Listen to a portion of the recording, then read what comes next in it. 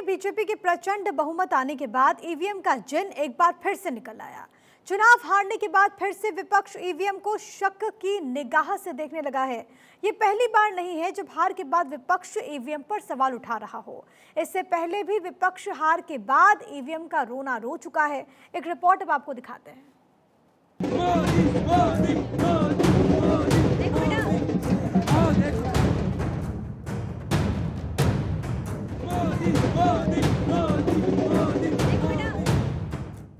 जीते तो हम, हारे तो ईवीएम।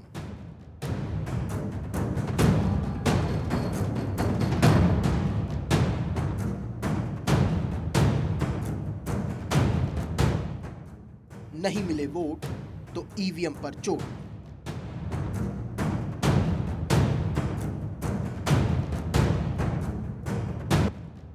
ईवीएम पर सवाल या फिर सियासत।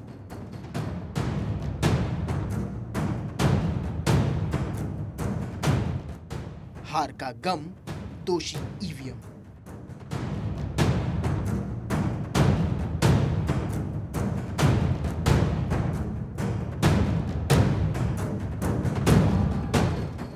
ईवीएम बहाना, हार है छिपाना।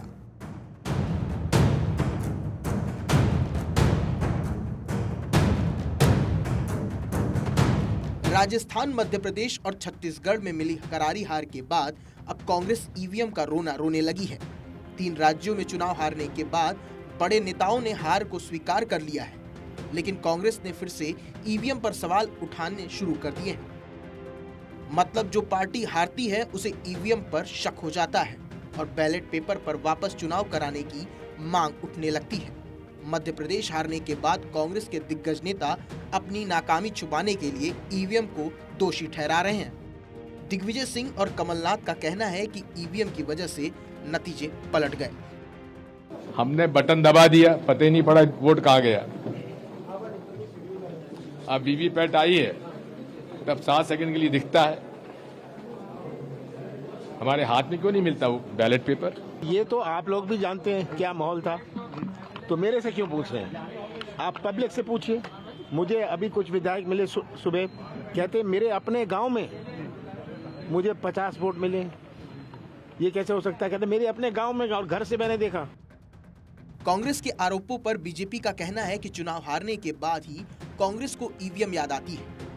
बीजेपी का कहना है कि तेलंगाना जीतने पर कांग्रेस ने ईवीएम पर सवाल नहीं उठाए, लेकिन राजस्थान, मध्य प्रदेश और छत्तीसगढ़ हारते ही कांग्रेस को ईवीएम में गड़बड़ी नजर आने लगी। बीजेपी का कहना है कि कांग्रेस को जनता ने पूरी तरह से नकार दिया है। अब कांग्रेस को इसे मान लेना चाहिए। भाई ये कोई नई बात नहीं है। विपक्ष जब जीत जाते हैं, तेलंगाना के जीत पर नहीं ईवीएम उठाए, पंजाब के जीत पर नहीं उठाए, हरियाणा, हिमाचल के जीत पर नहीं उठाए। जब ये हारते हैं तभी अपनी गलतियों को, अपने ऊपर जो जनता का आक्रोश होता है, जो गिरती हुई साख है, उस विषय को उठाने के बजाय ईवीएम पर उठाते हैं। ये कोई नई बात नहीं है। जीत गए तो ईवीएम ठीक है, हार गए तो ईवीएम पर सवाल। जीतते थे तो बाहर उसको चूम रहे थे, हमने इनकी फोटो देखी। ईवीएम मशीन को ये लोग कोरा गोद में लेके चलते थे। अब जैसे हारने लगते हैं तो ईवीएम को ठीक रहा। ये बहुत ही इमेच्योर राजनीति कर रहे हैं, इसीलिए इनकी ये दुर्दशा है। इमेच्योर राजनीति इसको कहते हैं। कांग्रेस के अलावा विपक्ष के नेता भी ईवीएम में गड़बड़ी के आरोप लगाकर बीजेपी को घेर रहे हैं। विपक्ष का कहना है कि ईवीएम में गड़बड़ी की वजह से चुनावी नतीजे बदल रहे हैं। जब ये मशीन पहले आई थी कांग्रेस के वक्त में, मैं चीफ मिनिस्टर था, उस वक्त भी हमने इस मशीन के बारे में कहा था। उनसे पूछा था इलेक्शन कमीशन के लोगों से, क्या इसमें चोरी हो सकती है? उन्होंने कहा हो सकती है। अब कोई ना कोई तरीका ढूंढना पड़ेगा इस मशीन को ठीक करने के लिए कि लोगों का भरोसा इससे उठे नहीं, वो करना पड़ेगा। हमारी राय पहले दिन से ईवीएम के खिलाफ है। बैलेट पेपर पर चुनाव होना चाहिए।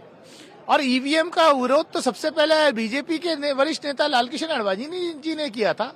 बीजेपी के मौजूदा राज्यसभा में सांसद हैं जीवीएल नरसिम्हा राव, उन्होंने जो है किताब लिखी है इस पे बाकायदे।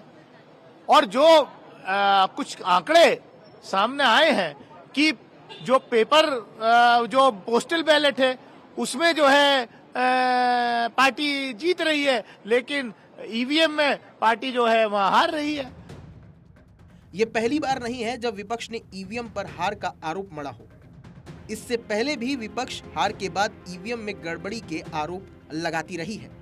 अखिलेश यादव से लेकर ममता बनर्जी भी ईवीएम में गड़बड़ी के आरोप लगा चुकी हैं। सबब तलाश करो अपने हार जाने का, ईवीएम पर रोने से कुछ नहीं होगा। Bureau report, Bharat 24।